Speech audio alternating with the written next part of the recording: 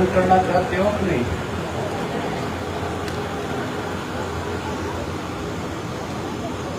तो फिर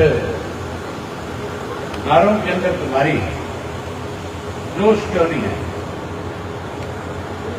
जब नारे लगवाए जाते हैं, अगर सही मायने में बदलाव चाहते हो, परिवर्तन चाहते हो, तो फिर तुम्हारी आवाज इतनी बुलंद होनी चाहिए कि तुम्हारी जोश को, तुम्हारी आवाज को सुन करके जो लोग कोई आज कांग्रेस में है, भाजपा में है, कोई और पार्टी में है, वो भी ये फैसला ले कि अब इंडियन नेशनल लोकदल पार्टी जो है, बहुजन समाज पार्टी और इंडियन नेशनल लोकदल पार्टी सत्ता की तरफ बढ़ रही है।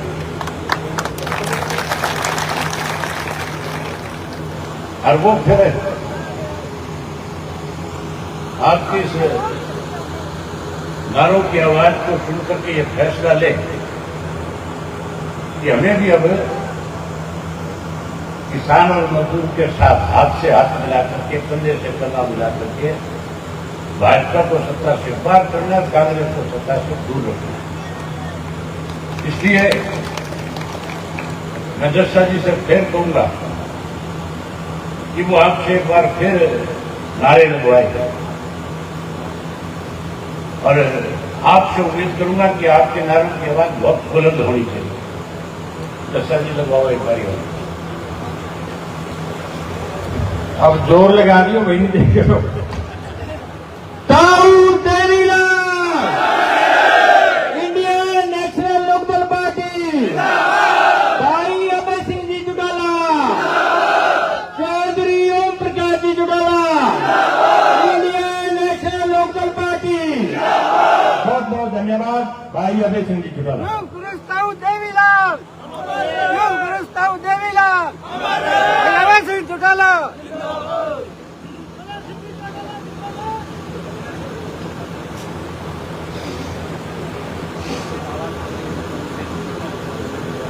आदर और सम्मान के योग इंडियन नेशनल लोकदल पार्टी के जिला के अध्यक्ष सरदार कश्मीर सिंह करीवाड़ा जी, मंच पे मेरे साथ बैठे हुए पूर्व मेरे विधायक, पार्टी के राष्ट्रीय सचिव डॉक्टर सीताराम जी,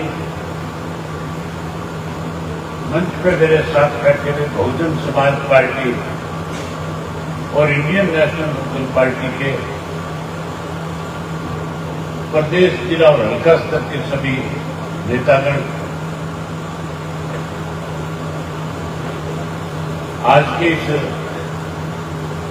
रानिया हत्या के कार्यकर्ता के सम्मेलन में पार्टी के चुनावी कार्यालय के उद्घाटन समारोह में आए हुए पार्टी के बहुत ही वरिष्ठ कर्मठ मेहनत कार्यकर्ता साथियों,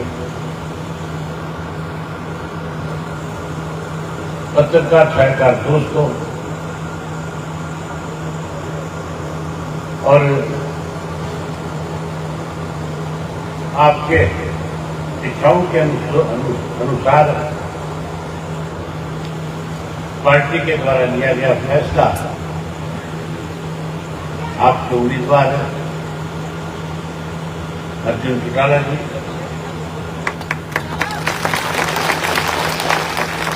मेरे से पहले जो साथी बोलने वाले थे, उन सब साथियों ने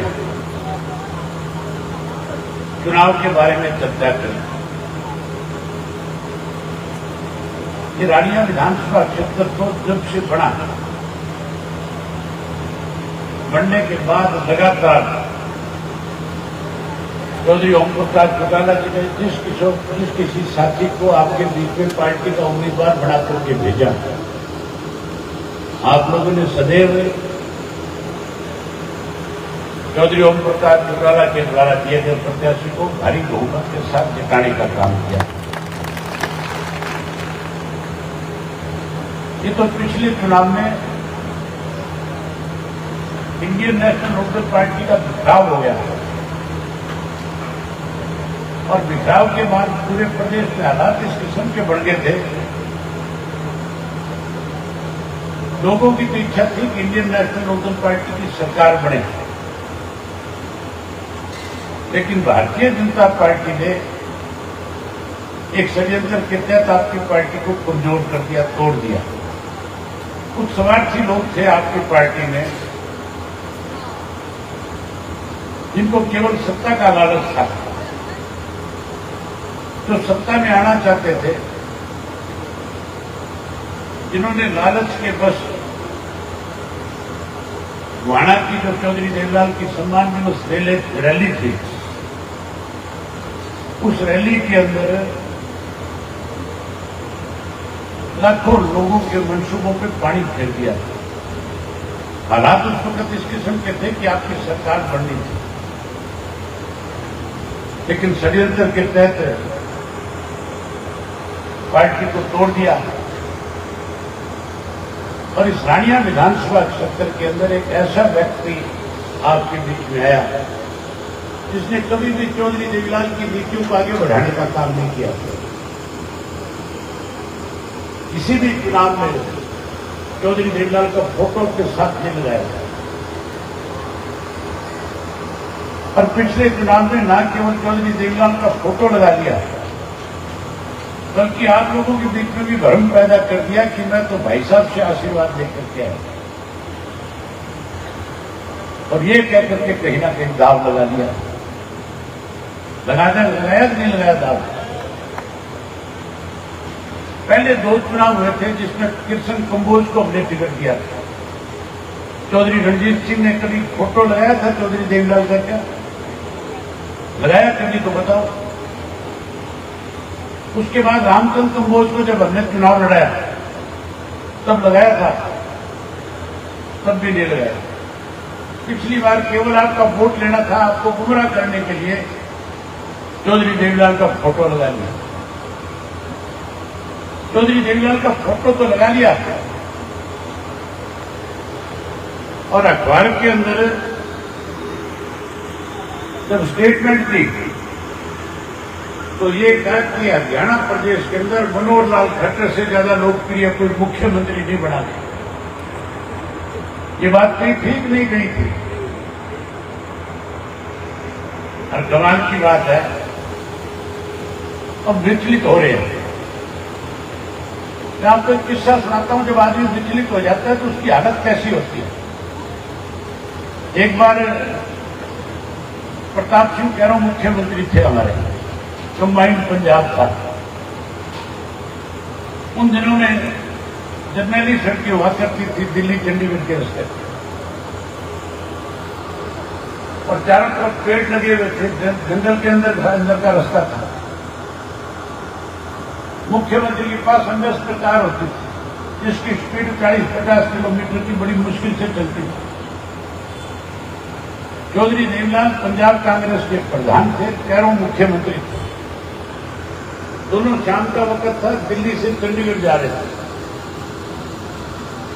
तो एक खरगोश आगे आ गया। खरगोश कार के आगे एक बाइक के सामने कभी इधर भागा कभी इधर भागा। प्रताप सिंह कैरों ने पूछा चौधरी देवीलाल से कि देवीलाल ये सैयद जड़ा है, एक कदे इधर जाता है कदे इधर जाता है, एक पासे क्यों नहीं हटता? कहना पिछड़ गया, जरा पिछड़ गया तो मरता है। अब कभी कह निर्दलीय लड़ूंगा, कभी कह कांग्रेस में जाऊंगा, कभी कह भाजपा में जाऊंगा।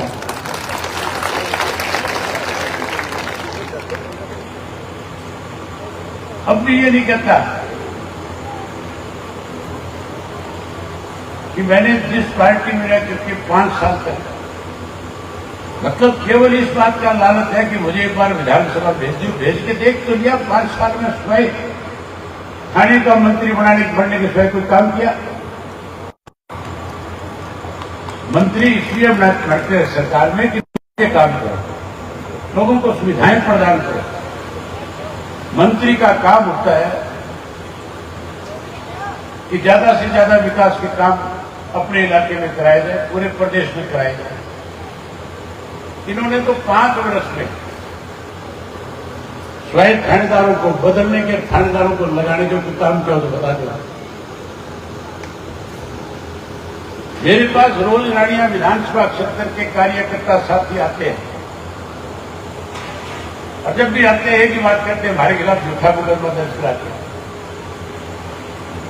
किसी पे अगर किसी ने किसी को तू मैं भी कह दी तो भी थानेदार को क्या बोले 307 बना दे, मुझे नहीं पता कैसे बनाएंगे।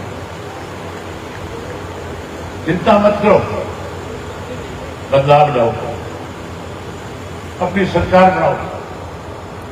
जिन जिन थानेदारों ने, जिन जिन पुलिस के अधिकारियों ने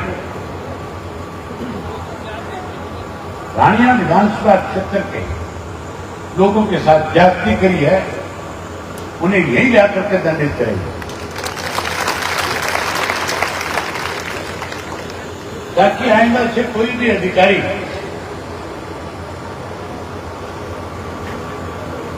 सरकार के दबाव में आकर के किसी को परेशान ना कर सके। चौटाला साहब की सरकार थी, किसी को कोई दिक्कत कठिनाई थी क्या? ना नशा बिकता था, ना उस वक्त के अंदर रोटियां मांगी जाती थी, और ना ही आम आदमी को किसी किस्म की कोई परेशानी थी। सरकार आपके द्वार लगता था और आम आदमी की बात उसके दरवाजे पे जाकर के सुनी जाती थी। अब चौधरी ओम प्रकाश चौटाला जब मुख्यमंत्री थे तो 35-36 गांव तो ऐसे थे जो रोडी विधानसभा क्षेत्र के थे, और मैं उन दिनों में रोडी से एमएलए था। मुझे एक वक्त का याद है, चौटाला साहब का कार्यक्रम हरिया गांव के अंदर कम्युनिटी सेंटर का उद्घाटन करना था, लड़कियों के स्कूल को अपग्रेड किया था, उसका उद्घाटन करना था, और मैं सरसा से आ रहा था। क्योंकि मैं विधायक था तो मुझे पहले पहुंचना था कि राम कुमार जी नहर जो बैठे हैं, ये खारिया से पहले एक नहर आती है, उस नहर के ऊपर खड़ा ओम प्रकाश इनके साथ जो है, इन्हीं के गांव के जोड़ होते थे, वो भी साथ थे। एक दो लोग और भी थे, सुभाष भी साथ था, मेरी बात ये भी साथ था। ये तीनों चारों नहर पे खड़े, मैंने गाड़ी रोक दी इनको देख करके। उनका कैसे खड़े हो, तुम्हारे गांव में प्रोग्राम है? तो बोल के नहीं बताया, नहर की तरफ इशारा करे कि हमें इस तरह का पानी चाहिए, क्योंकि खारिया तो सारा ही वीरानी था, पानी का कोई जुगाड़ ही नहीं था। मैंने इनसे कहा कि आप चलो गांव में, कोई ना कोई रास्ता निकालेंगे, आपके हमें पानी लो। चौटाला साहब की सोच है कि हमारा जो वीरानी इलाका वो भी आबाद हो। और जैसे ही हम गांव में पहुंचे, मैंने चौटाला साहब के सामने ये बात रखी, उन्होंने उसी वक्त अधिकारियों का आदेश दे दिया कि ओटू से एक नहर निकालो जिसका पानी काड़वाना तक जाए।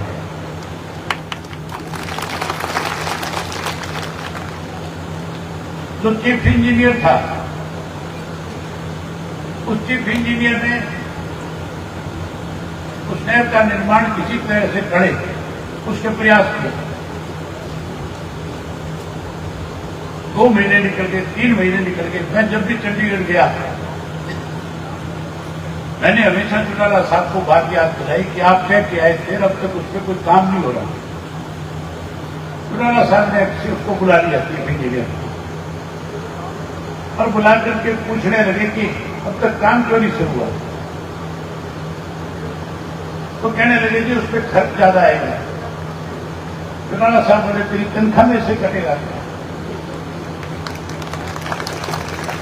मेरे खजाने से लगेगा। मुझे दोबारा ये सुनने को नहीं मिले कि उस पर काम शुरू नहीं हुआ। मैं महीने के बाद आऊंगा, तब तक काम हो जाना चाहिए। और आपको सुन करके हैरानी होगी, 1 महीने के अंदर न केवल जमीन एक्वायर हुई, नहर की खुदाई करके उसमें पानी पहुंचाने का काम था।